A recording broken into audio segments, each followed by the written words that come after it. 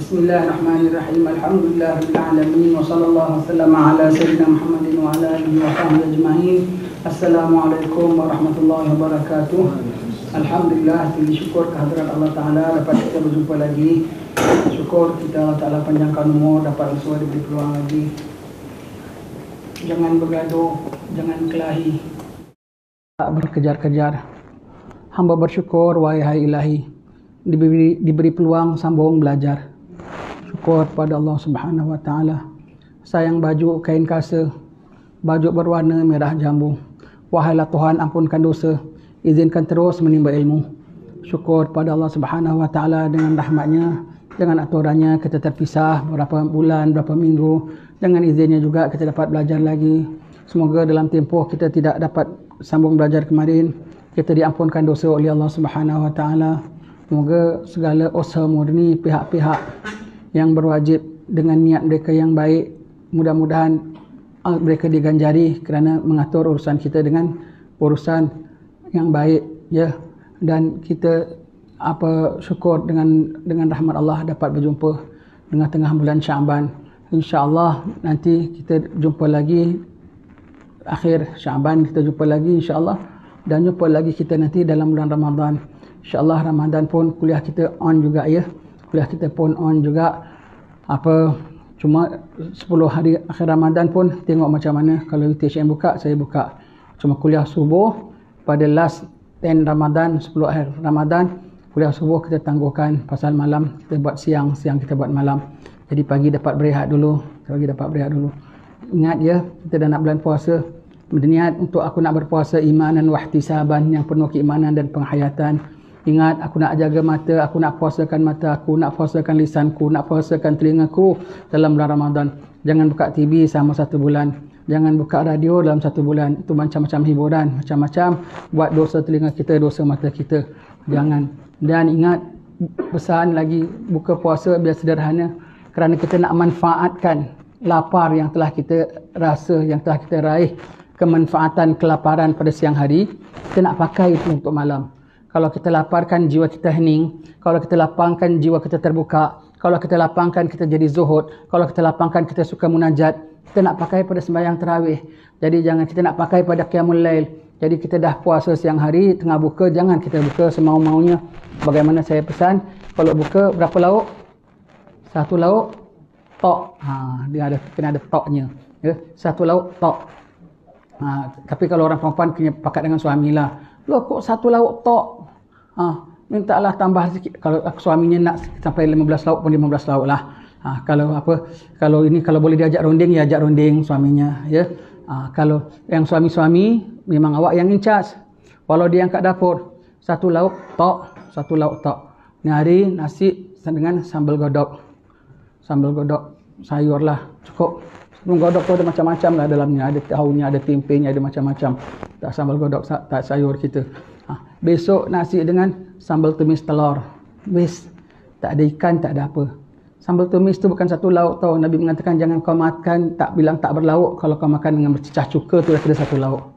Sayyidina Umar kalau cecah cuka, cecah garam dah kira 2 lauk. Kita sambal tumis tu apa? Ada cili, ada bawang besar, ada bawang putih, ada belacan, ada apa lagi? Garam, ada apa? Air asam. Ada telurnya. 7 lauk lah. Betul, ya, resipinya. Itu dah 7 lauk lah. Itu pun 7 lauk. Pada kita makan tak berlauk. Hanya 1 lauk. Itu dah 7 lauk. Bulan puasa, bagaimana kita ambil? Biasa buka, kurangkan 1 sudu aja. Dapat fadilat kurangkan makan dalam bulan puasa. Nanti rasa tarawihnya lain.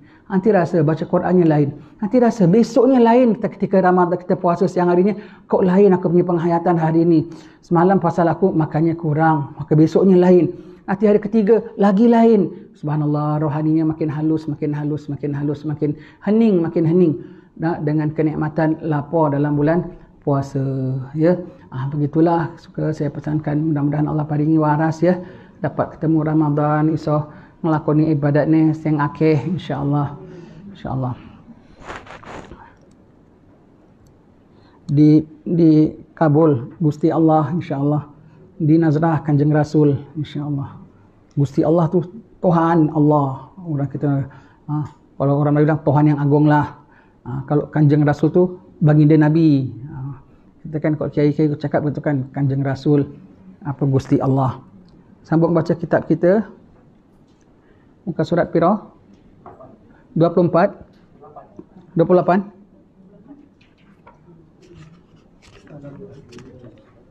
28 sampai nombor 11 ya. Ini semua kata-kata hikmah ya. Kalau di Masjid Parit Samijan pagi itu kita baca kata-kata hikmah Imam Haddad. Ini kata-kata hikmah Imam Ibn Atta'illah. Jadi kadang kita baca syarahnya, kadang kita tak baca syarahnya ya. Setiap yang asal daripada matan isinya ialah yang bahasa Arab kemudian diterjemah Melayu. Yang bawahnya tu adalah syarahnya ya. Baik. Jadi kadang kita baca syarahnya, kadang kita tak baca syarahnya. Kita nak tengok matannya, kita nak kupas ya. Saya share sikit tentang Imam Haddad punya kitab Hikam ya. Kitab Imam Haddad kita baru baca di Parit Samijan hari Sabtu lepas ya. Dan Sabtu sebelumnya. Kalau tak lantaran tanda-tanda, semua orang boleh claim macam-macam. Dia claim dia baik, dia claim dia bagus, dia claim dia saleh. Kadang-kadang dia punya claim tu bukan dia punya claim tu, dia ngaku tu bukan ngaku dengan lisan, ngaku dengan keadaan. Keadaannya menunjukkan dia orang saleh. Keadaannya menunjukkan dia orang baik. Itu dia punya claim dengan hal dia. Yang ada memang dia ngaku. Walau dia tak ngaku pun sekali, tetapi halnya tu menunjukkan seolah-olah dia orang baik, orang elok, semua orang apa semua.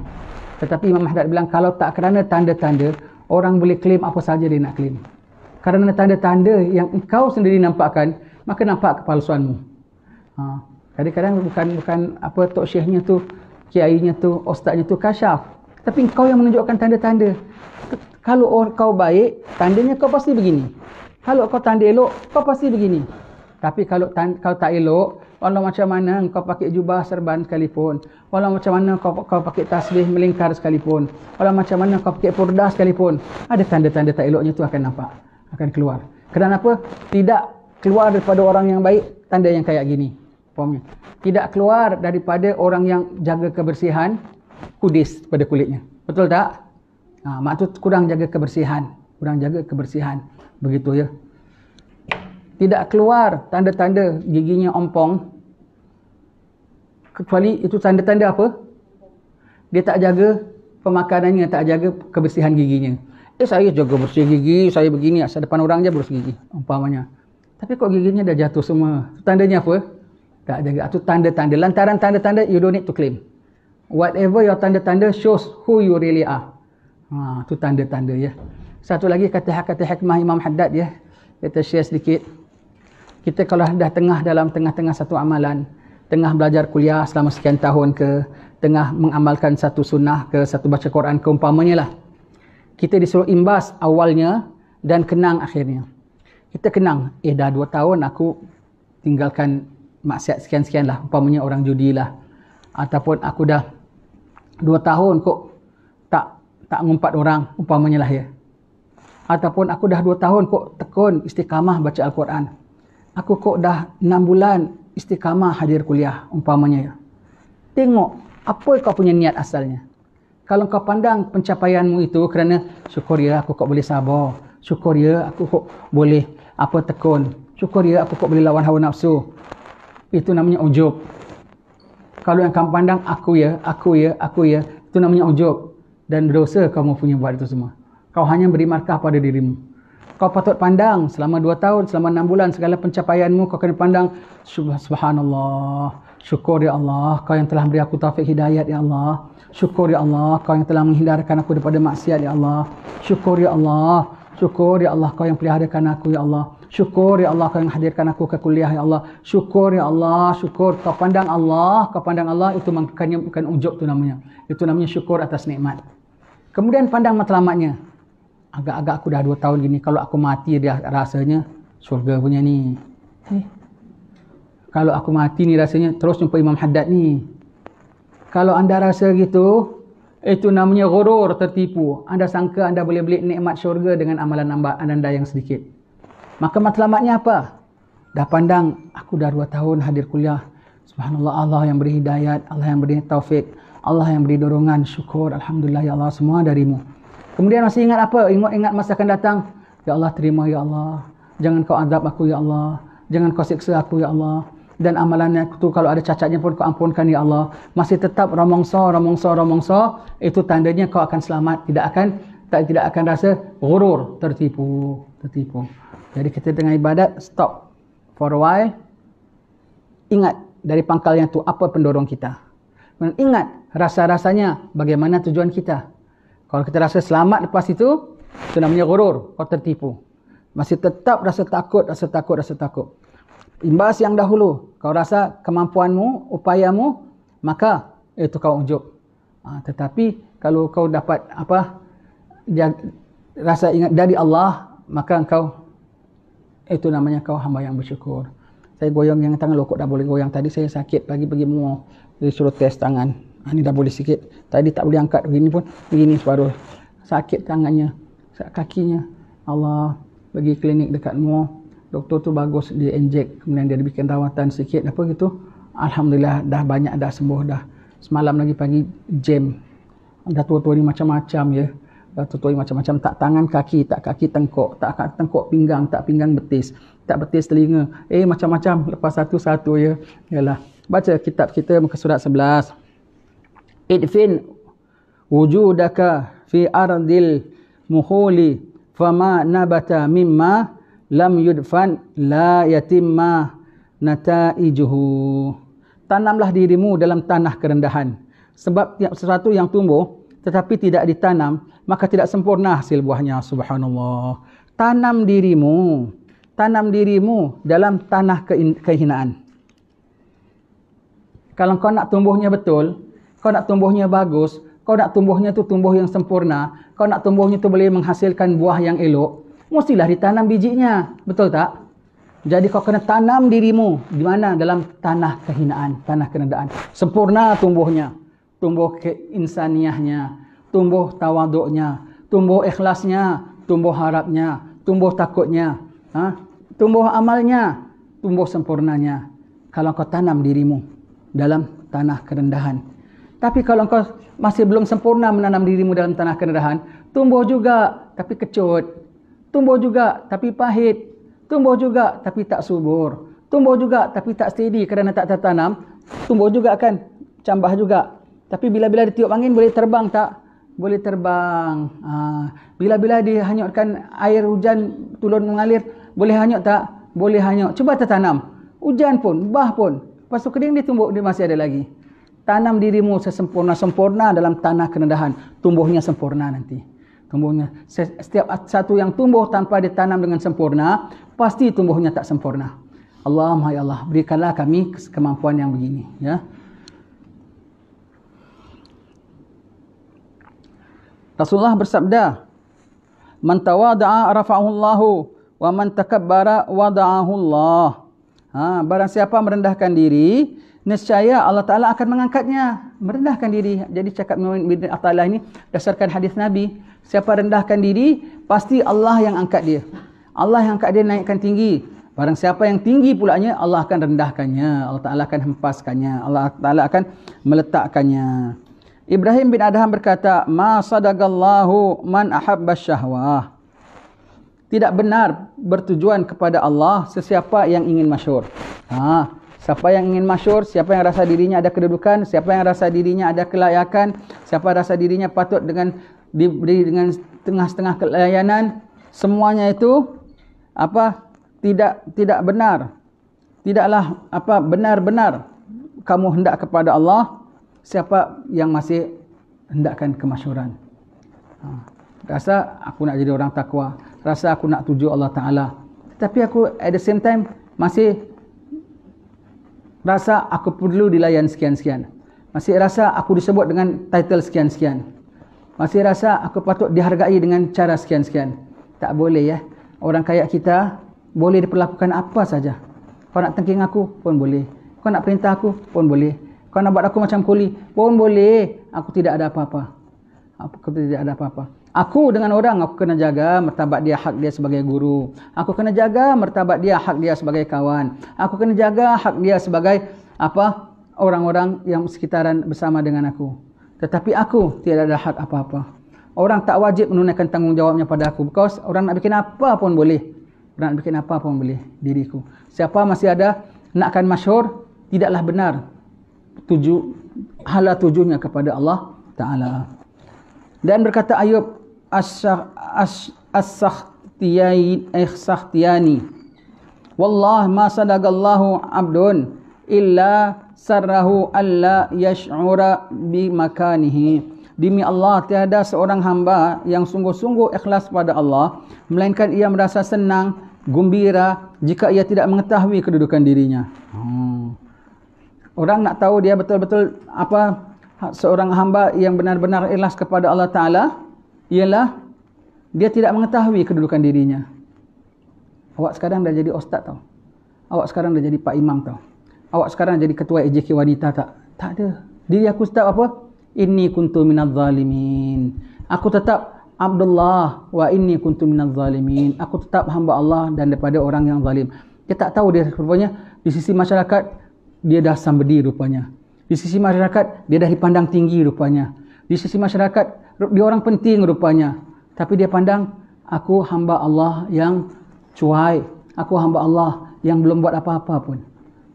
Begitu ya. Ini semua kupasan-kupasan daripada ulama-ulama sebagai penyokong. Kata Imam Ibn Atta'illah, tanam dirimu, tanam kewujudanmu di dalam tanah kerendahan. Kerana setiap satu yang tumbuh tanpa ditanam dengan sempurna, pasti tumbuhnya tak sempurna.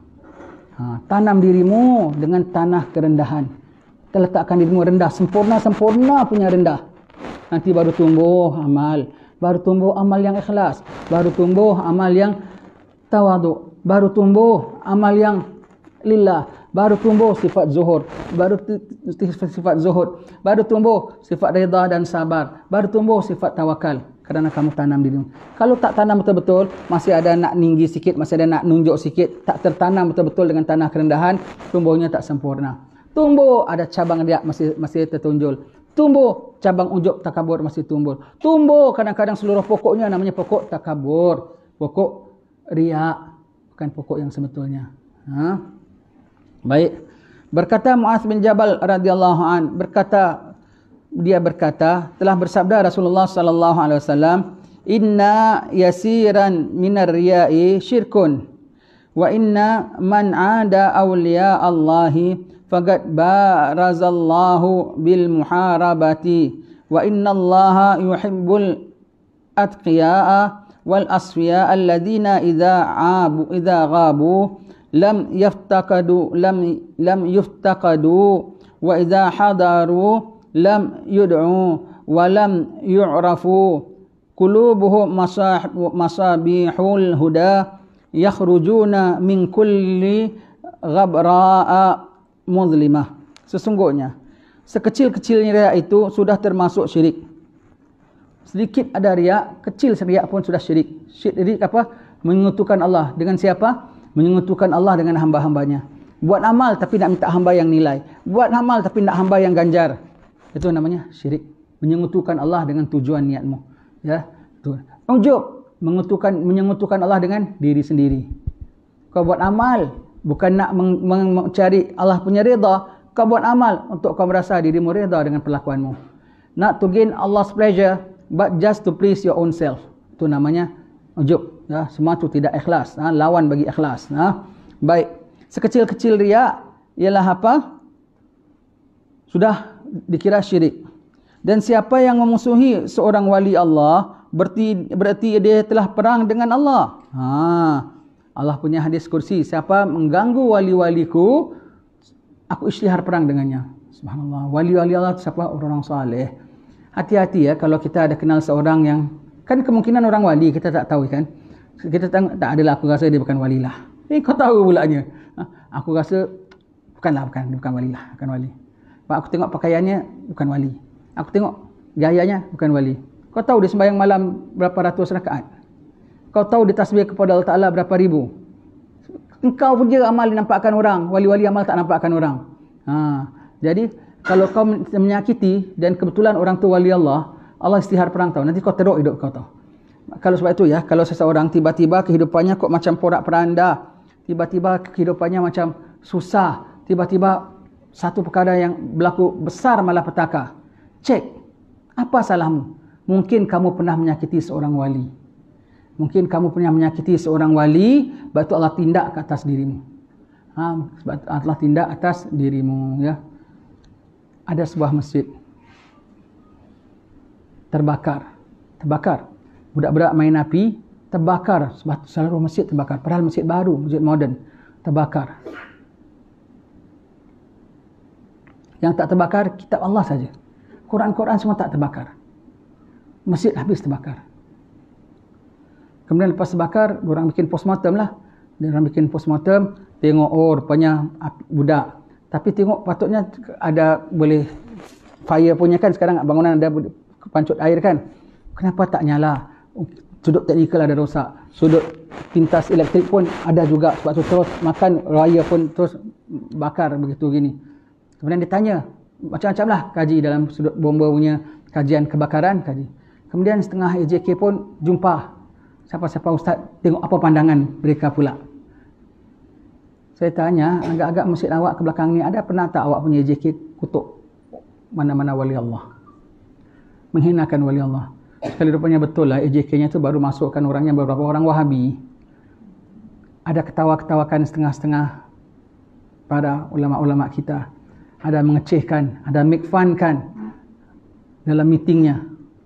Allah Ta'ala tak terima. Kalau ada, cuba awak fikir, ada tak AJK awak pernah tersentuh peribadi mana-mana orang yang kemungkinan orang tu wali Allah, sehingga Allah Ta'ala isytihar perang sebagai tanda dia bakar masjid yang anda bina, tapi kitabnya, kalamnya dia boleh tak bakar, menunjukkan di situ Allah yang punya tindak.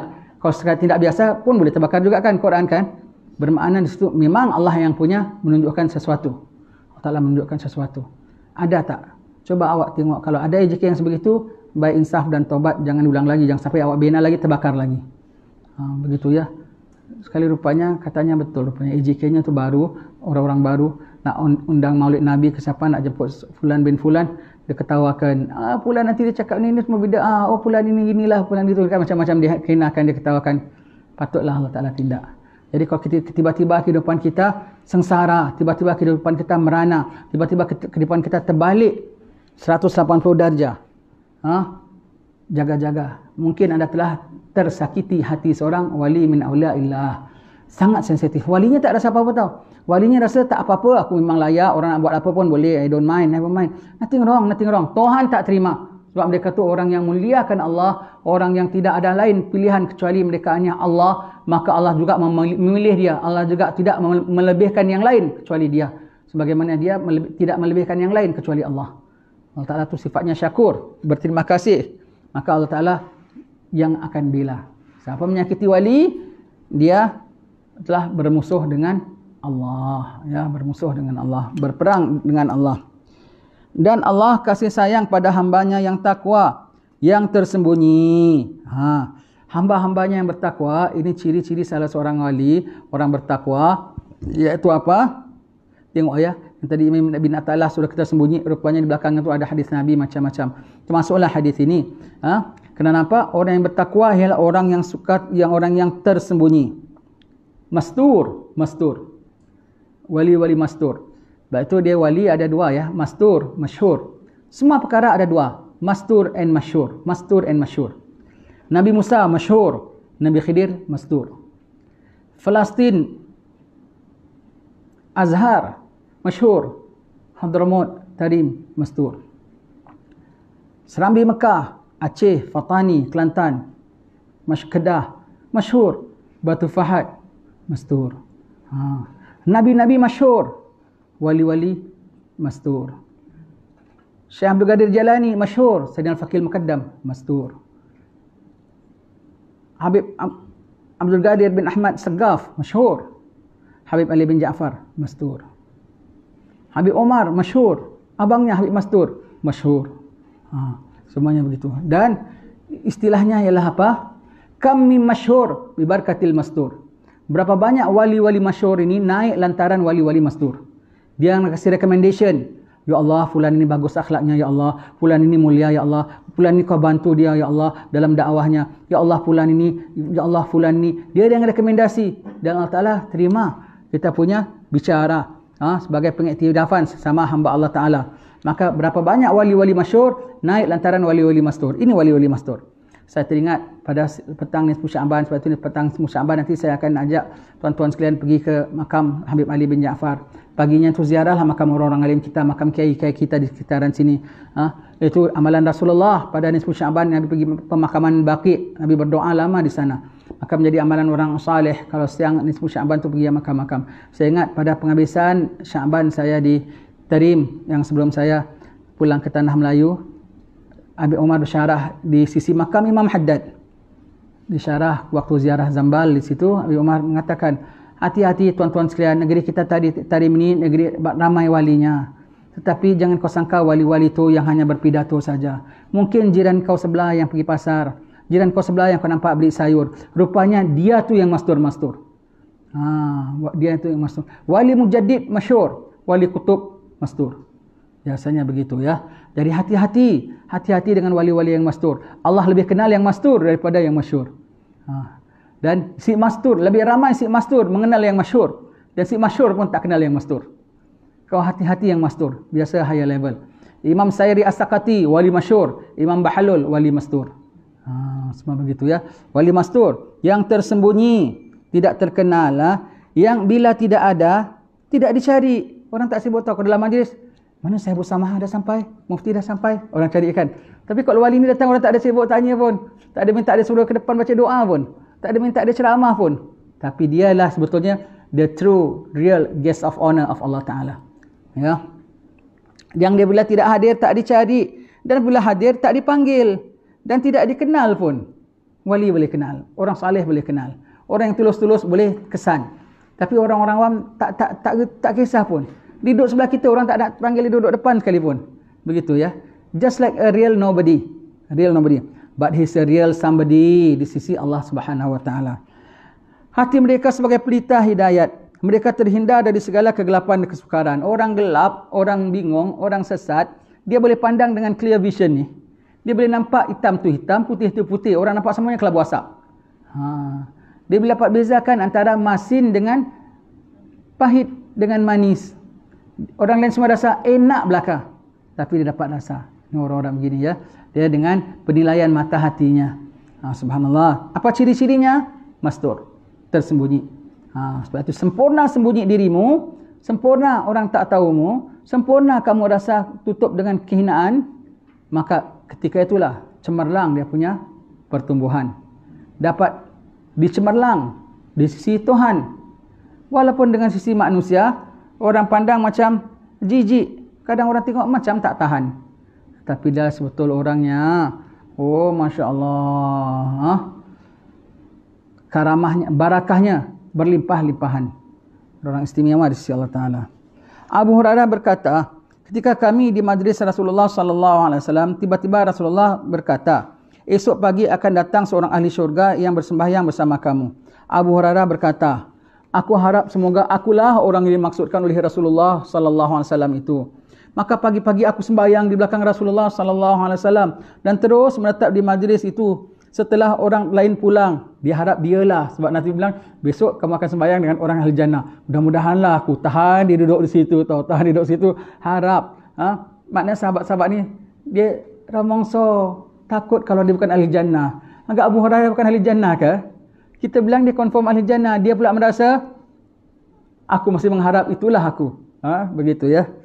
Tiba-tiba ada seorang hamba berkulit hitam, berpakaian compang-camping, datang berjabat tangan dengan Rasulullah sallallahu alaihi wasallam sambil berkata, "Ya Nabi Allah, doakan semoga aku mati syahid." Maka Rasulullah sallallahu alaihi wasallam pun berdoa, sedang kami mencium bau kasturi dari badannya. Kemudian aku bertanya, "Siapakah orang itu ya Rasulullah?" Jawab baginda sallallahu alaihi wasallam, "Ya, benar. Ia hamba sahaya dari Bani Fulan." Hamba sahaya. Hamba sahaya datang menghadap Nabi, baunya macam kasturi, orangnya hitam legam, ya. Abu Hurairah berkata, "Mengapa tidak kau beli dan kau merdekakannya, wahai Rasulullah, wahai Nabi Allah?" Maka jawab baginda, "Bagaimana aku dapat berbuat demikian bila Allah akan menjadikannya seorang raja di syurga?" Tak perlulah aku nak tebus beri dia kemerdekaan sebab dia akan jadi raja di syurga. Syurga pun nanti ada penghulu-penghulu tahu, ada leader-leader juga tahu. Ada dia berhimpun, orang semua keliling sama dia. Di dunia kan kita begitu, dengan orang-orang saleh kita berhimpun. Orang saleh yang popular lah. Orang di syurga nanti yang si mastur-mastur ini jadi sangat masyhur. Orang akan berhimpun dengan dia. Maksud Nabi, apa perlu aku merdekakan dia sedangkan Allah dah janjikan dia untuk menjadikan raja dalam syurga. Rupanya si orang kulit hitam ini rupanya. Hai Abu Hurairah, sesungguhnya di syurga itu ada raja dan ada orang terkemuka. Dia ini salah seorang raja dan ia juga yang terkemuka. Subhanallah, dapat ahli jannah aja dah bagus, bahkan jadi penghulu-penghulu ahli jannah, penghulu-penghulu ahli jannah ya, penghulu-penghulu jannah. Ada ya, setengah-setengah orang dari dunia kita dah nampak kedudukan dia tu sebagai macam mana. Seperti Sayyidina Al-Faqih Al-Muqaddam. Al-Faqih Al-Muqaddam belum meninggal lagi, mimpi jumpa gurunya. Ya Sayyidina Al-Faqih Al-Muqaddam, lekas selamat mati. Kita dah menunggu-nunggu penghulu kami ni. Penghulu mereka di sana Sayyidina Al-Faqih Al-Muqaddam. That group semuanya pada Bani Alawi, penghulunya dia. Nantilah aku belum sampai ajal, macam mana aku nak mati? Ayolah kita tunggu ya, lekas-lekas mati ya. Allah, penghulu ahli barzah, penghulu ahli barzah, semua dah ditunggu. Habib masyhur kita, Abang Habib Omar, Mufti Hadramaut yang meninggal 4 hari bulan Syawal yang lalu waktu PKP. Ya. Sebelum dia meninggal, Habib Ahmad Ghadir bin Ahmad Sagaf sudah mengatakan, pada salaf sudah nunggu-nunggu kedatanganmu, Habib masyhur. Kerana dia yang in charge menjaga hal ehwal, tata tertib di Tarim. Ziarah zambalnya, ziarah hudnya, ziarah acara-acaranya semua, dia yang lead, dia yang ketua, dia muftinya dan menjalankan segala tata cara para salafus salih Hadramaut, beliau yang laksanakan. Maka seorang wali Habib Ahmad Ghadir bin Ahmad Sagaf mengatakan, para salaf kita ada menunggu-nunggu kedatanganmu. Mereka sudah menyediakan tempat yang istimewa untuk meraihkanmu. Hidup-hidup lagi, setengah wali dah dikhabarkan begitu. Begitu ya, keistimewaan. Jadi dalam syurga ada orang dan memang bukan hanya kita nampak dia bukan hanya penghulu di dunia, penghulu ahli jannah. Kenapa yang masuk-masuk jannah semua dia lantaran ajakan dia, lantaran ajaran dia, lantaran bersama dengan dia. Takkan di sana nanti dia jadi orang belakang. Sebagaimana dia terkemuka di dunia, terkemuka dalam sudut kerohanian, di sana ada terkemuka di dalam kenikmatan syurga. Ya. Dia ini salah seorang raja dan juga terkemuka. Hai Abu Hurairah, sesungguhnya Allah Ta'ala kasih kepada makhluknya yang suci hati, yang samar, yang bersih, yang terurai rambutnya, yang kempis perut, kecuali dari hasil yang halal. Masya Allah ya. Yang samar-samar, yang tak nampak nyata. Yang samar-samar, yang tak nampak nyata. Yang hidden-hidden, yang orang real ke tak real? Baik ke tak baik? Tak ada apa-apalah. Tertutuplah samar tu maknanya ya. Hidden, yang mastur-mastur tu maknanya ya. Yang bersih, terurai rambutnya. Urai rambutnya tu tak terurai tu rambutnya tu. Tak kemas, tak rapi. Jenggigis rambutnya. Kita kalau rambut tak apa gunting panjang sikit, nanti orang bapa mesti bilang, rambut kau dah jenggigis gitu. Maknanya tak rapi rambutnya ya. Rambutnya tu jenggigis. Tahu ya jenggigis ya? Rambutnya tu jenggigis ya. Terurai rambutnya jenggigis. Perutnya kempis. Kenapa tak diisi kecuali dengan halal saja? Saya pesan ya, jangan marah. Sekarang masih belum sah lagi. Belum putus, belum muktamad kes daging sah, daging tak sah. Betul tak? Selagi belum sah, sebelum nyata, kalau anda tak dapat pastikan anda beli di pasaraya mana, kecuali anda tahu dia beli daripada pembekal Islam dan tidak ada kemungkinan tipu. Sebab yang orang tipu setengah tempat mungkin dia tipu. Dia beli apa? Ya, saya pasaraya saya beli ayam daripada pembekal orang Islam. Tengok resitnya. 100 ekor saya beli. Yang dia beli 100 ekor, tapi yang dijual 200 ekor. Umpamanya. Ada kemungkinan tak? Kalau orang Islam saja mungkin buat begitu, ini kan pula kalau yang bukan Islam. Kecuali anda tahu orang kedai ini amanah dan jujur, ya, walau harganya termahal sedikit pun tak apa. Jangan beli lain kecuali yang anda pastikan. Tak ada makan sayur, makan telur aja sudah pun tak apa, tak mati. Sementara belum clear ini. Takut termakan, itu bukan syubhah saja ya. Kalau sudah jadi haram ya. Kalau anda tak dapat yakinkan segala yang frozen ini, kecuali anda tanya, tak apalah dimarah sikit tuan kedai, tak apa. Saya tanya, ya awak punya pembekal ni macam mana ya? Clear, beli. Tak clear, jangan beli. Datang nak pergi kedai dia pulaknya tutup. Sebab kedai dia tutupnya pukul 3, tak buka lebih lagi tumpuannya. Ya, tak payah beli lain sudah. Beli telur sudah, cukuplah. Tak apa. Begitu. Tapi telur nak tahu-tahu. ayam tu ayam disembelih ke tak sembelih? Macam mana tahu telur yang kita beli tu daripada ayam disembelih ke tak sembelih? Semua tahu. Yang ada orang, macam mana nak tahu? Tak payah tahu, kalau sembelih mana boleh bertelur. Memang daripada ayam hidup. Begitu. Kadang kita tanya sama orang. Ini namanya tricky question. Tapi telur pun kita kena bimbang tahu. Sama ada telur tu daripada ayam disembelih ke tak disembelih. Ustaz, macam mana nak tahu ya? Tak payah tahu, kalau sembelih tak boleh bertelur. Begitu ya. Itu namanya tricky question ya. Tahan ya. Sekarang kalau dayo datang, saya kan masih banyak dayo. Jarang kita kasih makan ikan. Tak pernah saya kasih serve tamu makan ikan. Tapi kadang aku nak beli ayam, aku nak beli daging, aku bukan was-was lah, tapi aku kesian. Aku sendiri tak sembarangan makan. Kok tamu-tamu datang rumah aku beli makanan yang sembarangan. Kalau tak sempat, saya cari pembekal yang boleh, yang saya mantap, yang dah masak. Dan saya pula tak sempat nak masak sendiri, saya beli ikan aja sudahlah. Kurangi nak sikit lah, ikan dengan ayam kan kurang special kan. Tak apa, asalkan aku yakin tetamu aku kasih makan yang genah-genah. Begitu ya. Bimbang ya. Tidak kempis perutnya kecuali daripada yang halal semata-mata. Baik ya. Yang bila akan masuk menghadap raja tidak diizinkan. Raja pun tak ingin nak pandang dia. Raja di sini maksud raja dan orang-orang raja. Raja dan orang-orang besar raja semua di bawah raja lah. Tak ingin nak pandang muka dia pun. Bila meminang wanita bangsawan tidak akan diterima. Tak ada siapa nak terima pinangan dia begitu. Orang teruk punya orang. Tak ada siapa nak buat menantu. Bila tidak ada, tidak dicari. Bila hadir, tidak dihiraukan. Tak ada. Fulan datang tak? Fulan datang tak? Ada tak dalam majlis kita tanya? Wak minta sedekah tu datang tak? Kan tak ada.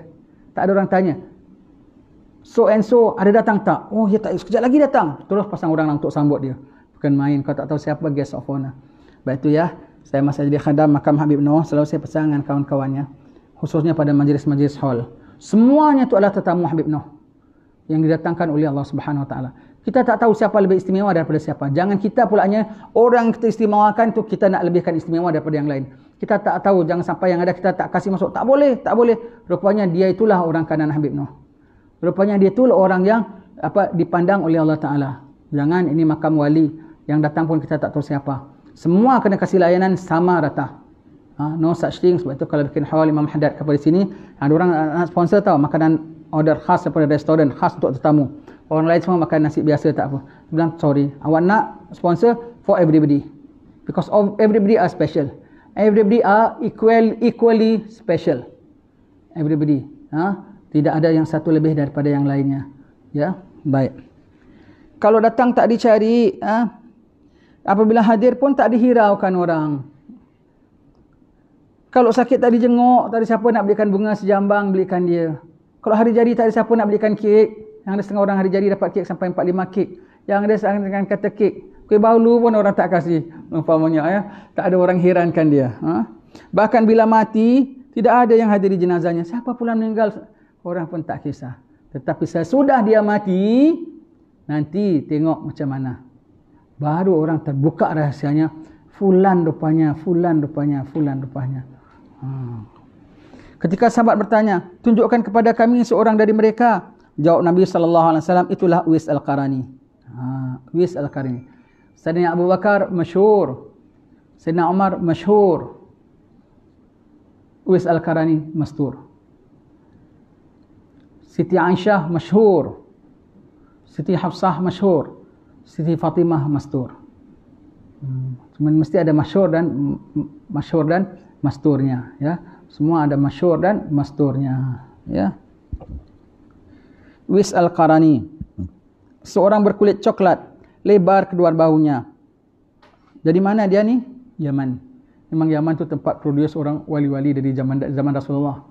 Memang tempat kilangnya para wali sampai sekarang. Tempat proses wali tu di sanalah. Proses wali. Tapi dia yang original punya. Dia tak ada wali celuk. Masuk tempat dia hanya proses yang real wali ataupun tak jadi wali pun tapi real punya. Boleh jadi wali, real wali. Tak jadi wali pun paling-paling tidak jadi real manusia. Tapi setengah tempat boleh produce wali celopan. Hadramaut tak ada wali celopan. Bahkan celopanmu akan luntur di sana. Begitu ya. Sedang tingginya, selalu menundukkan kepalanya sambil membaca Al-Quran. Tidak terkenal di bumi, tetapi sangat terkenal di langit. Andaikan ia bersungguh-sungguh minta sesuatu kepada Allah, pasti diberinya. Di bawah bahu kirinya ada bekas belang sedikit. Hai Umar dan Ali, jika kamu bertemu padanya, mintalah kepadanya supaya membacakan istighfar untukmu. Ma naf'al galba syai'un. Ini lain berikut yang nombor 12 ya. Uwais Al-Qarani, subhanallah. Uwais ni wali tau. Dia tak sempat jumpa Nabi. Pasal dia jaga maknya yang tua sekali. Hidupnya miskin di Yaman. Jaga maknya gembala kambing saja. Tak sempat nak jumpa Nabi. Apabila sampai datang haji, Nabi dah wafat. Dah lepas Nabi wafat pun. Zaman Sayyidina Umar dan Sayyidina Ali. Tak pasti zaman Abu Bakar ke mana. Maka sahabat-sahabat ni, tengok ya, disuruh Uwais doakan, istighfarkan. Kalaulah Sayyidina Abu Bakar, Sayyidina Ali dan Sayyidina Umar, Nabi mengatakan, "Hei Umar dan Ali, kalau kau berjumpa dengan orang nama Uwais, kau doakan untuk dia." Agaknya happy tak Uwais? Rasulullah sebut, mention my name, minta engkau doakan aku dengan khusus. Amin, ya Sayyidina Umar doakan. Agaknya Uwais bersyukur sangat tak? Itu pun dia dah syukur. Bukan tau. Ataupun Rasulullah mengatakan, "Hai Umar dan Ali, katakanlah kepada Uwais, aku dah doakan dia." Kan dia suka lagi kan? Lagi dia suka, Rasulullah dah doakan aku, Allah. Ataupun, "Ya Uwais, wahai Umar dan Ali, kalau kau jumpa Uwais, katakan, aku dah doakan kamu berdua." Umar dan Ali yang dah didoakan oleh Rasulullah. Uwais pun, Allah, sekarang kau pula doakan aku. Kan begitu. Terbalik. Ya Uwais, engkau doakan aku, mintakan ampun untuk aku. Yang ini ngadap Rasulullah hari-hari tau. Yang ni tak sempat jumpa pun Rasulullah. Yang ni sangat masyhurnya, yang ni sangat masturnya. Lepas itu kita bilang ya, kedudukan wali-wali tinggi. Saya syukur pada Allah Ta'ala, ya Allah berkati UTCM dan sekalian ahlinya ya. Mereka cukup memuliakan pada wali-wali Allah. Dengan suka membaca kitab-kitab begini, bermakna mereka ada special place di hati mereka mengenai pada orang-orang salihin. Ya, kita bikin haul Imam Haddad di sini, kita bikin haul Permata Batu Pak. Nanti kita akan bikin 2 hari bulan April. Ya, 2 bulan April, hari Jumaat pertama lepas nisfu Syaban, kita bikin haul Permata Batu Pak. Doakan mudah-mudahan masih boleh diluluskan ya, dengan rahmat Allah Ta'ala. Apa kita bikin haul, kita sertakan dengan haul Syekh Abdul Qadir Jailani. Kerana kemarin musim haul tak dapat nak bikin haul, Kiai dah atur lebih 40 tempat, tak dapat. Maka kita minta izin Kiai kita nak bikin sekali, Kiai Suhaili kita minta nak bikin sekali, digabungkan sini boleh Kiai, jadi kita sebutkan sekali.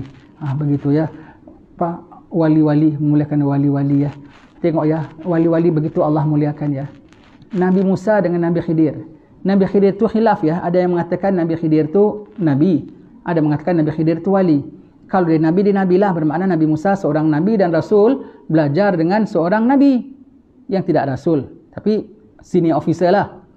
Tetapi kalau Nabi Khidir hanya setakat wali, bermakna lebih tinggi tau. Bermakna dia hanya wali, tak nabi pun. Tapi Nabi Musa, nabi, rasul, ulul azmi, pemimpin Bani Israel lagi, belajar dengan Nabi Khidir. Dan siapa murid, siapa guru? Dan lulus tak itu murid? Begitu ya. Dan guru ni kasyaf, Nabi Khidir kasyaf mengenai Nabi Musa berapa perkara? Berapa perkara yang dikasyafkan mengenai Nabi Musa? Berapa perkara? Dalam surah Kahfi teruk? Berapa perkara? Oi. Berapa perkara? Bukan 3, 4 ya. Yang pertama kan, yang setahu kita, kenapa kau campak ini perahu? Yang kedua, kenapa kau bodoh ini anak? Kau sudah melakukan satu perkara yang dahsyat. Yang ketiga, kenapa kau bangunkan ini jidar? Apa yang keempat? Yang keempat yang pertama, innaka lan tastati'a ma'iya sabra. Kau tidak akan dapat sabar denganku. 4 perkara dia tahu. 4 perkara beforehand dia tahu. Tapi kerana Nabi Musa bilang, insyaAllahu minas sabirin, daripada Allah Ta'ala disebut nama Allah. So kalau Allah punya kuasa beyond my knowledge. Mana tahu Allah Ta'ala has something that aku tak tahu. Sebab itu Nabi Musa tawaduknya. Betulnya 4 perkara dia dah tahu. Tak lulus Nabi Musa. Dia hanya bilang, kenapa dia buat itu? Kan dia bilang, pasal perahu ni akan dia rampas oleh raja yang zalim. Anak-anak ini akan mengakibatkan orang tuanya menjadi sesat. Dan jidar ini hak atas. Dia cuma beritahu kenapa dia lakukan. Tapi dia tak beritahu macam mana dia tahu sehingga dia melakukan. Kemampuan kasyafnya tu dia tak bilang. Masih still hidden up to now. Maka ada yang dapat berjumpa dengan Nabi Khidir, dapat belajar dengan Nabi Khidir, dapat bahagian. Nabi Musa dapat bahagian lain, ada orang dapat bahagian lain. Begitu ya. Nabi Musa masyhur, Nabi Khidir mastur. Nabi Musa minta berguru dengan Nabi Khidir. Siapa lagi? Nabi Zakaria dengan Siti Maryam. masuk, wahai Siti Maryam. Siti Maryam ni siapa? Kenapa Nabi Zakaria yang menjagakan Siti Maryam, jadi pengasuh Siti Maryam? Ibu Siti Maryam, Hana. Dengan isteri Nabi Zakaria adik-beradik. Jadi Nabi Zakaria pangkat paman dengan Siti Maryam. Jadi masuk di tempat bilik Siti Maryam, tempat dia punya, Siti Maryam ni noja. Minta maaf ya. Mak dia niat anak dia nak jadi noja masjid. Kalau kita sebut noja, orang setengah tempat panggil tok siak. Mak dia niat seperti maktub dalam Quran, jadi dapat anak nak jadikan noja masjid, khadam masjid. Lepas itu kita bilang minta maaf ya. Jadi bapa, jadi ibu, biarlah cita-citanya tinggi. Minta maaf ya, saya biasa dengar orang tua-tua bual-bual. Oh, you punya anak kat mana sekarang? So and so. Oh, dia tengah ambil PhD. Oh ya, punya anak pula dah jadi eksekutif di sana. Oh, eksekutif, detektif, talkatif, macam-macam semuanya. Macam-macam semua. Saya dengar dalam hati saya, kok tak ada satu kok yang bilang, oh anak punya anak sedang dalam kursus jadi noja. Sedang interview, mudah-mudahan dapat jadi noja. Tak ada satu yang mention gitu. Itu cita-cita yang tinggi. Setakat kau ingin anak kau jadi doktor dan engineer dan lawyer, kau tak payah cita-cita pun boleh dapat. Kesian anaknya pintar-pintar, kok bapaknya setakat wawasannya tu rendah. Tengok ibunya Siti Maryam, nakkan anaknya jadi noja. Pasal dia ada niat, dapat anak wedok pun boleh diterima Allah Ta'ala. Pasal ibunya sudah niat yang baik. Siti Maryam. Nabi Zakaria masuk tengok, loh, Siti Maryam apa iki? Kau dapat apa ni? Kok buah-buahan musim sejuk? Ada musim panas sejuk. Nabi Zakaria perhati, dia bilang ini dari Allah, rezeki Allah beri rezeki siapa yang dia kendaki. Siapa yang dikendaki, dia terjumlah orang yang dia kendaki. Maknanya Nabi Zakaria dapat kesan, maknanya budak ini waliyah. Hunalika da'a Zakaria rabbah. Maka di situ tu maknanya apa? Di sisi Siti Maryam. Nabi Zakaria ambil tawassul dengan Siti Maryam. Dengan berkat Siti Maryam, dia doa. Dia dah tua, isterinya tak boleh melahirkan. Dapat anak laki-laki, Nabi dan Rasul, Nabi Yahya. Nabi Zakaria dengan barakah waliyah Siti Maryam. Nabi Musa dengan Nabi Khidir. Siapa lagi? Nabi Sulaiman pindahkan singgah sana Puteri Balqis. Jin Ifrit tak dapat buat. Yang dapat buat siapa? Orang saleh daripada umatnya. Wali. Datuk penggawa dia tu wali. Dia dengan menyebutkan Ismul Azam serta marta, setengah kelipan mata dah ada depan mata. Daripada Yaman sampai ke, saya baru baca lately ni di tengah dalam YouTube, saya nampak orang bilang Borobudur itulah ada tempat Nabi Sulaiman. Borobudur tempat Nabi Sulaiman tu, di situlah tempat istana Balqis, ada gambar patungnya apa semua gitu gini. Kau cakap logik sikitlah. Borobudur tu dibina bila? Tahun 1200 Hijrah. Almost 800 years ago. Nabi Sulaiman sebelum Nabi Isa. Nabi Sulaiman pertengahan antara Nabi Isa dengan Nabi Musa. Nabi Musa dengan kita 3,000 tahun, Nabi Isa dengan kita 2,000 tahun. Jadi Nabi Sulaiman 2,500 tahun. Semua ulama tafsir mengatakan di sana, janganlah kalau nak klaim-klaimilah yang betul-betul, jangan mentang-mentang kau suka. Yalah, kita pun suka Nusantara kita kan. Janganlah klaim yang tidak-tidak. Ni Nabi Sulaiman tu daripada Puteri Balqis ni Borobudur lah. Kan bukan Borobudur tu, namanya Borobudur. Begitu ya. Nabi Sulaiman zaman bila, ini zaman bila, takkan sikit kau klaim patung macam patung, kau yang interpretasi macam orang main anak patung kan interpretasi. Awak siapa nama dibawa cerita kan.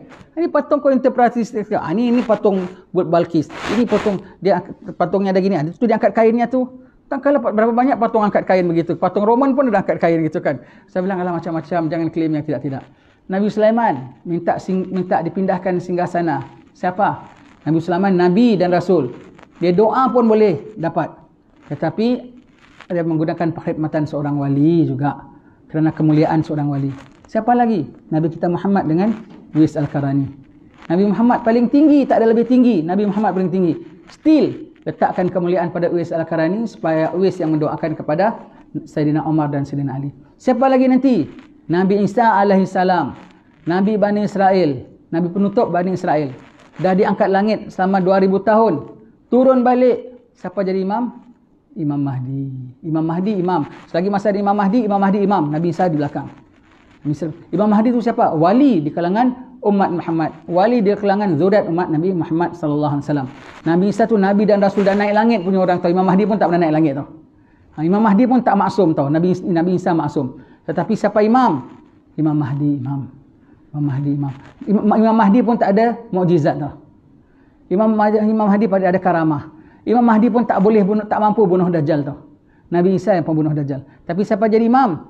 Imam Mahdi tetap jadi imam. Ya. Setengah orang ada spesialnya. Begitu ya. Jadi kita kena pandang orang-orang yang mastur ini. Mastur begini. Mentang-mentang kita pas tinggi, kita masuk satu kawasan, imam masjid terus kita nak ketis. Pasal dia tak ada sertifikat. Dia tidak menang musabakah macam aku, umpamanya. Amboi. Ha? Kau tak tahu dia lebih, amin dia tu lebih dinyaut malaikat daripada aminmu. Ha? Tak tahu siapa lebih mulia, awak ke dia. Jangan nak singkir sembarang orang. Tak tahu, hati-hati yang mastur-mastur ni, sangat hati-hati. Kau sakiti mereka, Allah Ta'ala immediate perang denganmu. Kalau perang yang nampak tahu. Porak-peranda rumah tangga, porak-peranda kehidupan, itu nampak. Yang ditakut porak-peranda iman. Porak-peranda iman, porak-peranda keinsafan tak ada timbul. Makin angkuh, makin rasa dirinya secure. Itu lebih ditakuti. Porak-peranda yang mastur lebih ditakuti daripada porak-peranda yang masyhur. Kalau kau kacau wali-wali mastur, Allah Ta'ala berikan kau porak-peranda yang masyhur dan yang mastur. Dan dia tak sadar.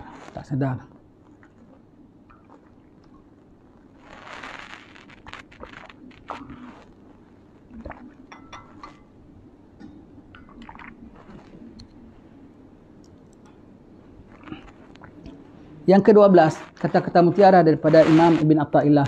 Syukur ya, kadang-kadang kita ni tak terfikir pun this kind of wording, this kind of perkara dalam. Tapi orang saleh ni, dia boleh terfikir satu, dia tuliskan menjadi satu renungan bagi kita, menjadi satu kupasan bagi diri kita, menjadi satu pegangan bagi diri kita. Ya.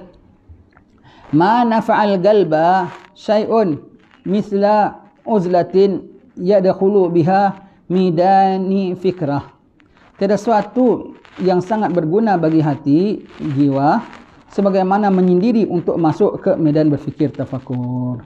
Setelah itu Nabi mengatakan seafdal amal ialah tafakur. Tafakur. Kenapa? Haji, zakat, fitrah, perang sabilillah tanpa tafakur boleh rosak. Jadi boleh tanpa kau tafakur menjadi lari niatmu. Kalau tanpa tafakur boleh jadi salah matlamatmu. Kalau tanpa tafakur boleh jadi silap langkahmu. Dengan tafakur kamu dapat set langkah yang betul, kamu dapat set tujuan yang betul, kamu dapat set niat ikhlas yang betul, ya. Dengan tafakur, ya. Tafakur tidak ada manfaat bagi kalbu sesuatu pun seperti beruzlah iaitu menyendiri dan masuk dalam bidang tafakur. Perlu ya. Sebab itu ada dalam kitab Minhajul Amilin ada bab uzlah. Bab uzlah, mengasingkan diri. Uzlah ni bermacam-macam martabatnya. Uzlah bukan kira menghindarkan diri daripada tanggungjawab, lari daripada tanggungjawab ataupun meninggalkan masyarakat, tidak. Uzlah ialah kenapa? Aku tak nak diri aku jadi tak bagus lah. Aku tak payah sebut korang tak bagus ke, korang jelek ke, aku tak payah sebut. Tapi aku tak nak jadi tak bagus. Maknanya aku hanya dengan Tuhanku sahaja. Itu namanya uzlah. Itu namanya uzlah yang mengasingkan diri. Sehingga kan setengah wali-wali orang salih ni merasa di satu tempat kadang-kadang dakwahnya tak dapat nak mengubah. Maka dia tinggalkan. Dia duduk sendiri. Ataupun dakwahnya tidak begitu berkesan untuk mengubah. Bahkannya dia boleh terkesan dan dianya pula boleh berubah. Dengan manusia, dengan pergaulan, dengan pengaruh, dengan minat, dengan apa, semuanya. Bukan dia bilang orang lain tu jahat, dia yang tak rasa diri dia baik. Sehingga dia takut boleh terpengaruh dengan orang lain. Dia tak ada self control yang kuat. Maka dia lari pergi uzlah. Duduk di mana? Di gunung-gunung, di bukit-bukit. Dia tak ada bawa backpack, dalamnya ada Maggi, ada apa dapur, gas kecil semua. Makannya apa? Dia tengok apa kambing makan, itulah dia makan. Rumput dan dedaunan, dan makannya pun sikit. Sampai sepanjang uzlah dia punya bang yang bersatu macam tai kambing. Dia makannya macam kambing. Minumnya air sungai. Minum air sungai. Duduk. Kalau kita bilang orang bertapa. Orang pertapaan. Orang bertapa. Orang bertapa. Lepas tu perkataan bertapa kena hati-hati tau. Kalau orang bilang betapa rindunya hati saya kepadamu. Kok sampai bertapa? Itu betapa rindunya saya kepadamu. Itu memang kataannya betapa. Kalau bertapa tu asal katanya tapa, bertapa. Jadi orang-orang pertapaan kita sebut dia. Orang bertapa rindu, kok sampai kau bertapa, kau rindu pun. Bertapa itu alangkah maksudnya. Itu sebut bahasa sikitlah. Orang bertapa, duduk uzlah, tak campur orang, hanya dengan Allah Ta'ala. Dan yang ada orang uzlah di mana? Dalam rumahnya. Dalam rumahnya ada bilik khas. Tak keluar kecuali sembahyang Jumaat dan jemaah. Yang ada orang dia keluar pun dia boleh terpengaruh dengan orang, maka dia lari ke tempat yang tak ada Jumaat dan tak ada jemaah. Di tengah-tengah hutan, Pahang, ada seorang sayyid sedang dari pertapaan. Di mana lagi? Di tempat-tempat Hadramaut. Kalau Sayyidina Umar Al-Muhdar, tempat pertapaan di mana? Di Pantai Sharma. Pantai Sharma tu dekat dengan Mukalla. Pantai Sharma tu di Yaman tu, di Hadramaut sana tu. Sampai hari ini, tiap-tiap malam berpuluh-puluh ekor penyu belimbing naik bertelur. Tiap malam tahu, tak tunggu musim apa. Naik berpuluh-puluh. Oh, Wahabi ambil sembelih, ambil dagingnya. Wahabi kan ada orang penyu boleh makan. Semua gitu ya. Semua gitu. Kalau orang kita ambil telurnya, ambil lah berapa banyak ambil sampai tak boleh terambil. Tiap malam kita boleh nampak penyu ada yang anak baru menetas, berangkat-rangkak tunjuk ke pantai. Tiap malam juga kita boleh nampak penyu baru naik bertelur. Tiap malam kita boleh nampak orang sembelih penyu. Tiap malam juga kita boleh nampak orang ambil telur penyu. Aktiviti kepenyuan di situ. Menunjukkan apa? Menunjukkan tempat tu very visited place. Dan anjingnya besar-besar, anjing wild dognya. Kita ada dia tak kacau, tapi menjelang midnight tengah malam itu, dia tak kasih kita duduk di pantai. Dia datang satu grup one pack wild dog. Dengan menyiring-nyiringai. Agak kalau kita terus duduk dia terkam ke apa tak tahulah. Dia halaunya kita lepas tengah malam, tak kasih kita di situ. Kenapa? Tak tahulah apa ada tempat itu lepas tengah malam. Jin berpesta kah? Apakah? Wallahu alam, tak tahu tempat itu. Sekarang tahu masih begitu. Itulah 800 tahun dulu tempat ibadatnya Imam Umar Al-Muhdar. Imam Al-Muhdar adalah bapa mertua kepada Sayyidina Abdullah Al-Idrus bin Abu Bakar Sakran. Sayyidina Umar Al-Muhdar bin Abdul Rahman Saggaf. Cucu kepada Muhammad bin Ali Ba'alawi. Asas tarekat Ba'alawi. Semua wali-wali. Itu tempat uzlahnya. Tempat yang kayak gitu tempat dia duduk. Berbulan-bulan duduk tepi pantai. Sendiri ibadat. Sekarang dah gitu, apalagi 800 tahun dulu. 800 tahun tu lebih zaman daripada zaman Hang Tuah tau. Zaman Hang Tuah tu ialah zaman 500 tahun dulu. 800 tahun dulu zaman Paramiswara Bekat Melaka. Zaman itu. Macam mana punya dia betapa sendiri uzlah. Sendiri. Begitu, mengasingkan diri. Yang ada orang pula yang uzlahnya di rumah sendiri. Yang ada orang pula yang uzlahnya di tengah pasar. Dia orang yang diperlukan orang. Minta nasihatnya, minta pandangannya, minta diajarnya. Tetapi dia suka mengasingkan diri, maka dia diarah untuk kembali pada masyarakat, maka dia datang uzlah di tengah masyarakat. Dia layan orang, dia jumpa orang, orang jumpa dia. Dia berinteraksi dengan orang, tapi at the same time dia hanya dengan Allah saja. Dia punya jumpa orang tu pun kerana arahan daripada Allah. Dia senantiasa dengan Allah, bicara dengan Allah. Dan diorang apabila masuk uzlah, diorang dah berapa lama awak nak uzlah? Dia punya rela sampai mati. Sampai mati ataupun sampai arahan datang. Takdir dia dapat arahan, mimpi Rasulullah suruh dia balik ke negeri.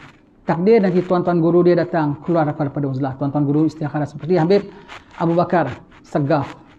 Bersik ya. Dia beruzlah di Basuki di Jawa sana. Sampai berapa belas tahun. Maka tuan-tuan guru ni jumpa sama dia.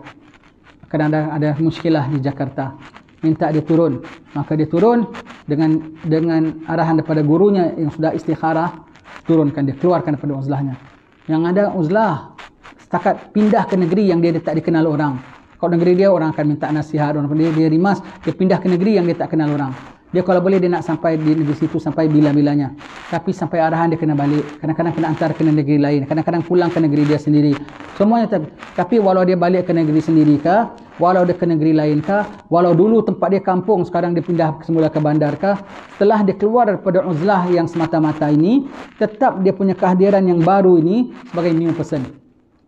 Tercatat walau dia dekat New York sekalipun, dia punya markas sebagai ahli uzlah.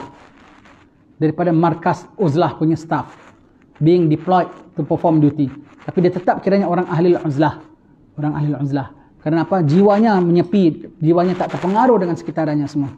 Tak terpengaruh dengan sekitarannya semua. Dia dengan hal dia saja. Aneh orang-orang begini. Dia punya jiwa lagi suka kalau dia sendirian. Dia punya jiwa lebih suka kalau dia tidak bersama di tempat ini. Tetapi Allah mentakdirkan dia ada keperluan masyarakat. Dianya rela walau macam mana sekalipun. Aku masuk uzlah kerana Allah, sekarang aku keluar uzlah pun kerana Allah. Maka tetap dikira sebagai ahli uzlah. Tidak ada manfaat bagi hati bagaimana orang duduk beruzlah dan bertafakur. Maka sayugia ya, kita dekat rumah kita ya, ada ruang uzlah ya. Bukan hall kita, bukan bilik salat kita. Make one small room. Size-nya macam size satu sejadah. Macam storeroom lah. Macam storeroom. Tingginya pun size diri kita saja gini. Jangan taruh gambar-gambar Kaabah, taruh apa-apa semua. Kosong sekosong-kosongnya. Duduk menghadap Allah Ta'ala 10 minit, 1 minggu. 15 minit, 1 minggu. Ataupun 5-6 menit, 1 hari. Duduk hanya tafakur. Nak tekan 15 minit, nak dapatkan 3 minit pun susah. Kalau kita duduk sendiri, 30 minit pun kita tak perasan. 3 jam pun kita tak perasan. Tapi kalau masuk uzlah, nak sampai 3 minit pun rasa. Nak baru 2 minit setengah. Alamak, handphone ni dah macam nak panggil aja. Nak WhatsApp aja gitu ya. Jangan bawa handphone, nanti ke WhatsApp dalam uzlah. Tak berguna. Begitu ya. Mereka dalam uzlah. Dalam rumah saya juga kita ada satu small ruang uzlah. Macam dibuat Nabi Abdullah Al-Adrus. Di bawah masjidnya tu. Macam kubur, gali. Tu tempat uzlah. Secret place dia. Tempat uzlah dia. Ada bilik uzlah dia sendiri. Ruang salat dalam bilik kita. Tetapi dalam bilik khalwat kita. Macam orang-orang kita bilang apa bilik apa tu namanya? Suluk. Kan kecil tempat kita suluk. Tapi itu suluk bukan suluk yang kayak gitu. Suluk yang dengan tata cara kehidupan dan menjalankan langkah-langkah lanjutan daripada suluk, iaitu apa? Berada dalam uzlah. Uzlah sebahagian daripada suluk. Jadi jangan kau sangka dengan kau bersuluk tu kau sudah itulah uzlah. Bukan, uzlah hanya sebahagian daripada suluk. Bukan suluk kau pergi suluk tu bermakna kau sudah menjalani suluk. Suluk yang kita faham sekarang itu adalah sebahagian daripada actual suluk. Itu uzlah namanya. Tapi ada syarat-syaratnya. Duduk tafakur, bukan duduk angan-angan. Duduk untuk insaf, duduk untuk tobat, duduk untuk mengaku tak buat dosa lagi. Duduk dan menyesal, duduk dan takut, duduk dan bimbang, dan duduk dan harap, duduk dan bicara dengan Allah Ta'ala. Confess dengan Allah Ta'ala. Gitu ya. Dalam uzlah. Rasulullah SAW pernah bersabda, perumpamaan teman yang tidak baik adalah bagai tukang besi yang membakar besi. Jika engkau tidak terbakar oleh percikan apinya, maka terkena juga bau busuknya. Betul tak? Kalau bergaul dengan orang yang buruk, maka kalau tak kena percikan apinya, baju kita berlubang, kena bunga apinya, paling tidak bau hangitnya. Kok baunya semacam? Aku baru dari tukang besi lah. Oh, patutlah hangit baunya. Itu kalau tukang besi. Kalau tukang babi, kita dulu kat Singapura, kalau jalan kat Chinatown, aku rimas kok banyak-banyak orang. Tak setengah-setengah dulu kita ada kerja dekat situ. Selalu kena jalan depan tu, mesti saya pusing jauh pun tak apa. Jalan depan kedai dendeng babi. Dendeng babi. Allah, melekat baju badan kita. Kita kena jalan cepat-cepat biar tak melekat. Kalau tak melekat tak najis. Kalau melekat dah kira najis. Begitu ya. Allah. Itu baru tukang besi, tukang babi lagi tak sanggup lah. Allah. Itu baru tukang besi. Kalau tukang umpat, lebih teruk daripada tukang besi. Lebih teruk daripada tukang bangkai kalau tukang umpat itu. Busuknya melekat pada diri kita. Allah mewahyukan kepada Nabi Musa AS, hai putra Imran, waspadalah selalu dan pilihlah untuk dirimu teman, dan tiap teman tidak membantumu untuk membuat taat kepadaku, maka dia adalah musuhmu. So if you want to make someone, berkawan boleh semua orang, tapi nak cari sahabat yang akrab tak boleh tidak. Aku berkawan dengan dia, aku macam mana ketakwaanku kepada Allah? Macam mana aku sanggup turn over new leaf? Macam mana aku sanggup mengorak langkah tuju kepada Allah? Menyedarkan aku bahawasanya dunia is not everything lah. Pangkat is tak dapat pun tak apalah. Amanah terhadap Allah itu yang penting. Dan menuju Allah akan dihisap oleh Allah Ta'ala, itu yang aku kena fikirkan. Bukan setakat bos cakapkah, siapa cakapkah. Allah bagaimana? Allah bagaimana? Allah bagaimana? Peraturan Rasulullah macam mana? SOP Rasulullah macam mana? Orang yang dapat menyedarkan kita dengan itu, berkawanlah dengan dia. Rapatlah dengan dia. Kalau yang kita kawan dengan dia setakat have fun together, jalan sana sini sama, temankan kita, tapi tak bawa kita takwa kepada Allah, janganlah. Jangan ya. Jangan. Dia musuhmu padahal. Kenapa dia membinasakanmu? Demikian pula wahyu Allah Ta'ala kepada Nabi Daud AS. Hai Daud, mengapakah engkau menyendiri? Jawab Daud, aku menjauhkan diri dari makhluk untuk mendekat kepadamu. Maka Allah berfirman, hai Daud, waspadalah selalu. Dan pilihlah untukmu kawan-kawan. Dan tiap kawan yang tidak membantu untuk berbakti kepadaku, maka dia adalah musuhmu. Dan aku akan menyebabkan keras hatimu. Dan akan menyebabkan keras hatimu setelah jauh daripadaku. That's why ya. Jangan bergaul dengan banyak orang kafir. Nanti kau lupa Allah. Kenapa? Dalam hati mereka tidak ada Allah. Jangan banyak bergaul dengan orang-orang ahli dunia. Nanti hati kau keras macam mereka. Kenapa? Dah hati mereka tu tak ada Rasulullah. Orang-orang ahli dunia, hati mereka tidak ada zuhud macam Rasulullah. Tidak ada perangai macam Rasulullah. Jangan bergaul dengan mereka. Nanti hati kau keras. Begitu ya. Uzlah. Menyendiri sendiri menghadap Allah Subhanahu Wa Taala. Ya. Baik, itu akhir zaman ya. Kita baca dalam kitab Da'wah Tammah, kita baca dalam Nasa'ahud Diniyah Usayal Imaniyah, Imam Haddad ada sebut, excusable for orang alim untuk tidak tampil di tengah medan dalam dakwah. Nombor satu, kalau dakwahnya tu tak diterima orang. Bahkan nanti dakwahnya tu menimbulkan tohmah. Orang bilang dia ajar yang tak betul, orang bilang dia ajar sesat, orang bilang dia terlampau keras, orang bilang dia menirukan. Tak bagus. Nanti timbul fitnah dalam masyarakat. Satu lagi, excusable. Dia tak dakwah. Kalau di dakwah, bahaya. Bahaya sama ada pada dirinya ataupun pada agamanya. Bahaya pada dirinya, dia boleh dibunuh orang. Dia boleh dijil orang. Dia boleh ditikam orang. Kan banyak pendakwa-pendakwa, Syekh Buti sampai kena bom. Ya tidak. Habib Abdullah bin Andros bin Allah bin Smith sampai ditembak orang. Siapa tu namanya Al-Andros sampai ditembak orang. Semuanya tu. Pasal dakwah. Bapaknya Habib Umar sampai tawan komunis, tak balik sampai sekarang. Daripada Habib Umar umur 7 tahun sampai sekarang. Semua itu. Ketika itu kalau dia tak dakwah secara open, excusable, tak salah. Tapi kalau dia sanggup berdakwah juga, dia melakukan jihad yang besar. Kalau sampai dia mati syahid. Kalau sampai dia mati syahid. Ya. Ketika dia bersembunyi itu, Nabi mengatakan selamat 3 orang. Yang tahu hukum Allah, dia mengamalkannya dan mengajarkan orang. Selamat. Selamat. Orang tahu hukum Allah, dia mengamalkannya, pokoknya kena amalkannya, walaupun dia tidak mengajarkan orang. Yang ketiga, tahu hukum Allah, dia mengamalkannya, dia sembunyi. Tetapi dia menjalankan kerja di balik tabir. Kerja yang dia buat lebih daripada yang pertama tadi kadang. Sebab apa? Dia pantau setiap satu dia pantau. Dan segala kebaikan yang dia nampak dilapor pada Allah, keburukan pun dilapor pada Allah. Allah Maha mengetahui, tetapi Allah Ta'ala suka melihat sifat keprihatinan hamba-hambanya di kalangan hamba-hambanya. Maka Allah Ta'ala suka. Dan tidaklah orang naik, tidak orang turun. Kebanyakan kecuali dengan doa dia. Dia melakukan amalan di balik tabir. Lakukan amalan di balik tabir. Orang-orang begini semua gitu. Itu dia bukan lari pada tugas tau. Bahkan dia melaksanakan tugas lebih terkesan. Sebab yang mengubah siapa? Allah. Yang meliharakan Allah. Dia jalan, nampak pondok ini, nampak pesantren ini, nampak surau ini genah, nampak semuanya apa. Alhamdulillah, syukur ya Allah, kau peliharakanlah mereka semuanya. Genah pelaksanaannya semua. Dia nampak kok gini cara takbirannya, kok gini, ya wis. Ya Allah, kau nampak ya Allah, aku tak berkenan ya Allah. Aku tak berkenan nampak kilang arak ini ya Allah. Aku tak berkenan nampak aku ada kelab malam mana orang alimnya. Kenapa tak tegur? Kenapa? Dia komplain sama Allah. And then his complain semua being taken by Allah Ta'ala. Semuanya. Dia mainkan peranan. Hati-hati ya.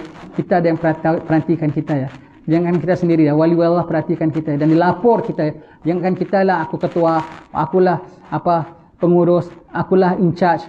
Tanpa kau sedar, engkau di-evaluate. Macam kita tiap tahun kerja ada apa tu namanya?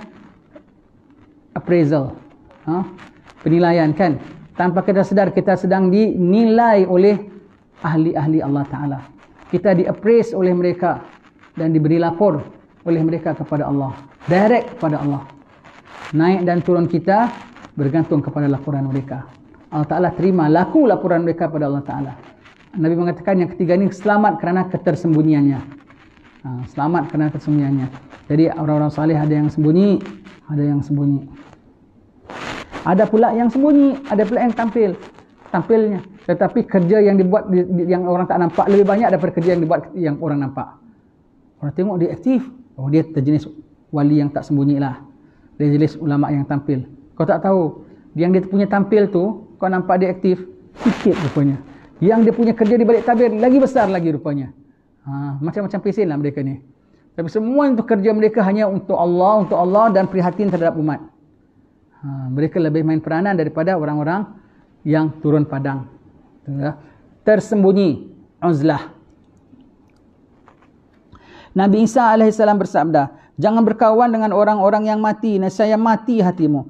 Ketika ditanya, siapakah orang-orang yang mati itu? Jawabnya, mereka yang rakus kepada dunia. Matilah. Rakus pada benda yang binasa, binasa. Dunia binasa tak? Binasa. Rakus pada yang kekal, kekallah senonohmu, kekallah takwamu, kekallah keselamatanmu. Rakus dengan yang binasa, binasa. Dunia binasa, maka yang apa yang suka binasa, binasa, mati. Jangan berkawan dengan orang mati. Orang yang suka dunia, matilah tu. Baik. Rasulullah sallallahu alaihi wasallam bersabda, yang sangat aku khawatirkan terhadap umatku ialah kelemahan dalam iman dan keyakinan. Lemah iman dan lemah yakin. Weak, lembik. Imannya tak kuat, maka yakin pun rasa kalau kita tak melibatkan diri, kalau kita tak ambil bahagian, kalau kita tak agree, susah kita. Macam Allah Ta'ala tak ada boleh bantu kau. Macam kau tak tahu bahawasanya Allah Ta'ala akan nilai apa perbuatan kau. Kau lebih takut dengan orang punya action daripada Allah Ta'ala punya precaution. Tak boleh. Ya, tak boleh. Iaitu lemah iman dan lemah keyakinan. Nabi Isa AS berkata, berbahagialah orang yang perkataannya zikir dan diamnya berfikir. Tak cakap kalau zikir, mengingatkan orang kepada Allah. Perbualannya tu perbualan ada point. Perbualannya tu perbualan yang ada iktibar. Dan diamnya tu sedang berfikir, bukan angan-angan ingat baju hari raya, angan-angan nanti macam-macam dengan keindahan. Dan pandangannya perhatian, bukan pandangannya tengok, pandangannya perhatian, dan pandangannya semua tu dia ada penilaian. Ini kok gini, ini kok gini. Ini sepatutnya lebih better kalau begini. Nanti didoakan. Sebab itu kalau kita balik ya, suddenly kok macam nak taat gitu ya. Rajin buat ibadat. Yakinlah kau dah dinazrah oleh seorang wali ketika jalanmu tadi. Dah ada wali yang tengok kau, agak dia berkenan ke tak berkenan, dia dah repair. Sebab mereka kalau pandang, dia sambil pandang, dia x-ray, dia scan. Dia ada x-ray, dia scan. Kemudian dia apa tu namanya? Bukan CCTV tau. Apa tu namanya? Yang macam orang masuk terowong kalau nak test jantung. MRI. CC apa tu namanya? CT scan, CCTV pula ya. Di CT scan-nya ya. Di CT scan-nya kita sekali, di CT scan-nya kita masuk MRI-nya sekali. Dan dia detect ada ketumbuhannya. Dan dia terus laserkannya. Dan dia terus kasih vitaminnya. Tak tahu kau keluar dah sihat. Tanpa kau perasan, sekilas kau dipandang oleh dia dapat detect, dia tengok, dia syukur, dia plasterkan, dia apa. Tak tahu keluar dah. Sebab tu balik kau macam baik gitulah. Yakinlah kau dah menjalani proses pemulihan daripada seorang wali Allah. Balik kok jadi liar, kok jadi begitu. Engkau dah terpandang seorang musuh Allah, maka kau dah tergora, terjangkit dalam hati jeleknya itu kepadanya. Begitu ya. Sebab itu jangan pandang orang-orang jahat ini, kau akan terikut. Karena orang jahat macam-macam style, macam-macam baik. Tapi boleh kesan lah ya. Boleh tahu kau dia buat macam baik pun boleh kesan tu. Kesian kau, jangan buat baik sangatlah pun. Kalau kau nak buat real baik walau sikit pun tak apalah. Tak payah buat sangat baiklah. Kau jadi sedikit baik pun tak apa asal kau real. Tapi kau buat sangat baik tapi nampak tak real, nampak tak kepalsuannya tu. Takut tu, aku nak tengok kau takut. Aku tak layan kau macam mana aku layan kau. Dah tentu yang tak nampak sangat baiknya. Biasa-biasa aja. Yang nampak macam sangat baiknya tetapi sebetulnya lebih banyak tak baiknya. Lebih ditakuti tu. Seram ya. Jangan bergaul dengan orang yang bukan-bukan, nanti kau jadi yang bukan-bukan juga. Nabi Isa AS berkata, berbahagialah orang yang perkataannya zikir, diamnya berfikir, dan pandangannya perhatian. Sesungguhnya orang yang sempurna akal ialah yang selalu memperbaiki dirinya dan selalu bersiap, beramal, berbekal untuk menghadapi hari kemudian sesudah mati.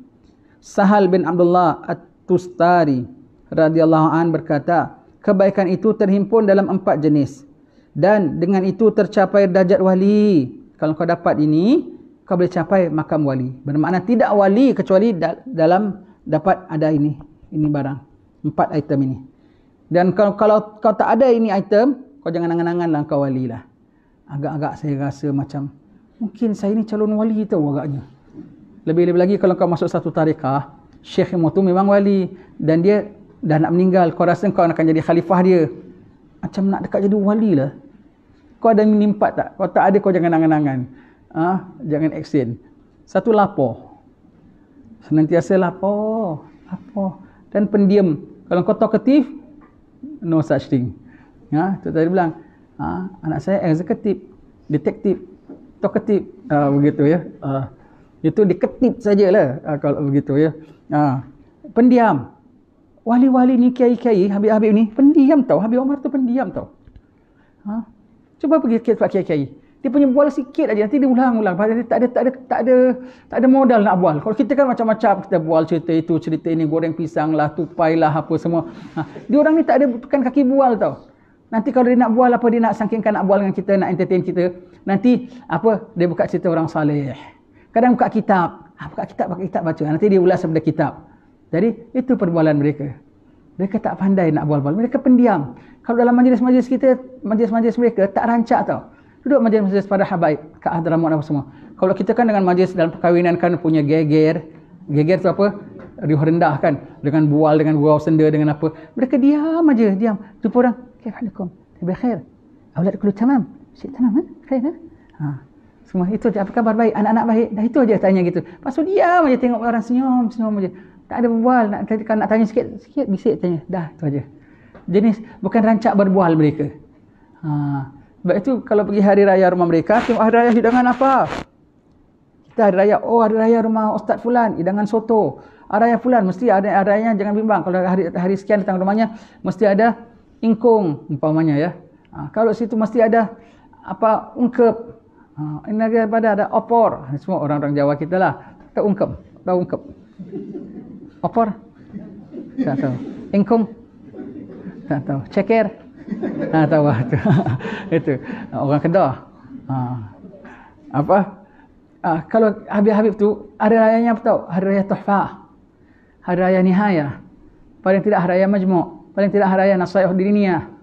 Jadi sepanjang hari raya rumah dia buka kitab itu. Siapa datang, baca sikit. Lain orang datang, sambung lagi. Kemarin orang datang, saya muka sekian, awak sambung muka sekian ya.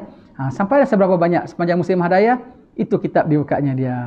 Jadi siapa nak baca ihya, tengok orang datang rumah tu Habib tu, kau datang lagi, tumpang dengar. Kau dapat lagi baca few more pages. Begitu. Hidangannya air biasa, tamar, begitu saja. Orang tak ada kuih raya. Tak ada kuih raya diorang ya. Tak ada kuih raya tau. Orang tak ada kuih raya. Nasi pun nasi putih dengan lauk biasa saja. Hari raya kan gitulah. Simple sekali. Tapi hidangannya hidangan rohani, buka kitab. Pasal apa? Dia tak tahu bual. Pendiam. Mereka tu pendiam orangnya ya. Pendiam. Aneh ya. Jangan suruh dia syarah. 2 jam dia boleh syarah. Lepas tu pendiam. Kita cakap bukan main. Suruh syarah. Terketal-ketal. Tak berani. Terbaliklah. Alamak.